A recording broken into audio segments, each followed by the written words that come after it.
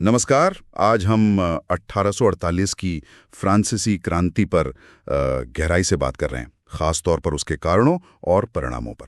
जी, हमारे पास कुछ दस्तावेज हैं। शीर्षक है 1848 की क्रांति, कारण और परिणाम। हाँ, और इन्हीं दस्तावेजों के जरिए हम फ्रांस की इस बड़ी उथल-पुथल को समझने की कोशिश करेंगे। मतलब क्यों हुआ ये सब और नतीजा क्या निकला। बिल्कुल। तो चलिए शुरू करते हैं। सोर्स सबसे पहले इशारा करता है लुई फिलिप की नीतियों की तरफ। लगता है वो किसी भी सुधार के सख्त खिलाफ थे। हाँ बिल्कुल, और इससे जो सुधार चाहते थे उनमें जाहिर बहुत निराशा फैली। उन्हें लगने लगा था कि बदलाव तो शायद अब क्रांति से ही आएगा। अच्छा, और दस्तावेज ये भी कहते हैं कि लुई फिलिप को शुरू से ही पूरी तरह जनता का साथ नहीं मिला था। जी हाँ, मतलब सत्ता मुख्य रूप से धनी मध्यम वर्ग, जिसे बुर्जुआ कहते हैं, उन्हीं के हाथ में थी।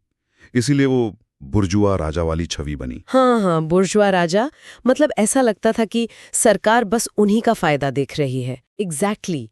दस्तावेज यही बताते हैं कि राजकाज इसी वर्ग को फायदा पहुंचाने के लिए होता था। तो बाकी लोग जैसे किसान, मजदूर, उनमें नाराजगी बढ़ रही होगी, जाहिर है। बिल्कुल।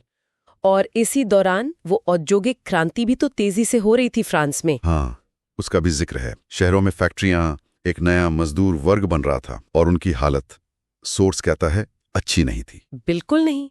काम के घंटे लंबे, मजदूरी कम, कोई सामाजिक सुरक्षा नहीं, और सरकार वो इनके लिए कुछ खास कर नहीं रही थी। तो ऐसे में समाजवाद के विचार फैलने लगे होंगे। जी, सोर्स इसका जिक्र करता है।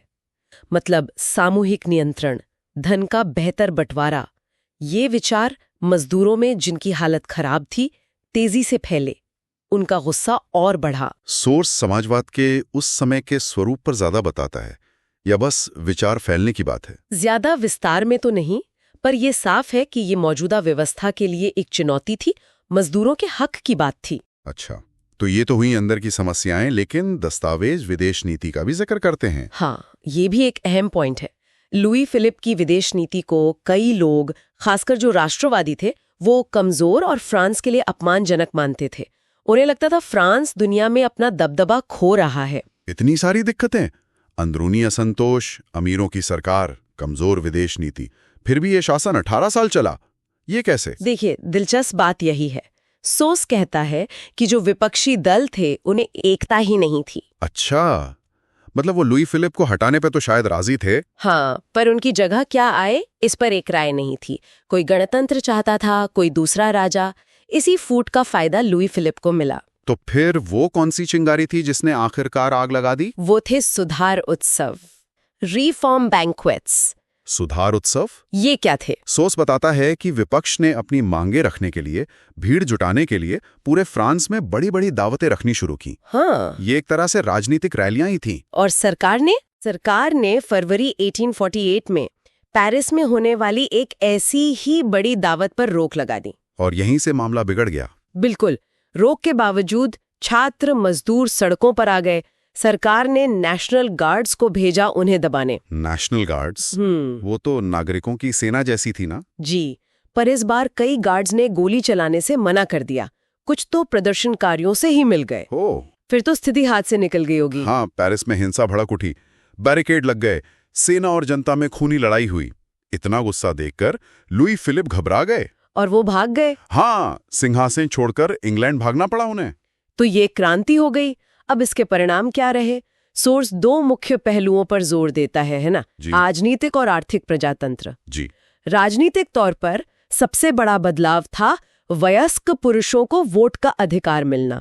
पहले ये हक सिर्फ संपत्ति वालों को था। तो मतलब वोट का दायरा बहुत बढ़ गया, ज्यादा लोग राजनीति में शामिल हो पाए। हाँ, राजनीतिक भागीदारी बढ़ी। और दूसरा पहलू था आर्थिक प्रजातंत्र। उसका क्या मतलब था? जो समाजवादी विचारक थे क्रांति के पीछे, उन्होंने कोशिश की कि अर्थव्यवस्था सिर्फ अमीरों के लिए न हो।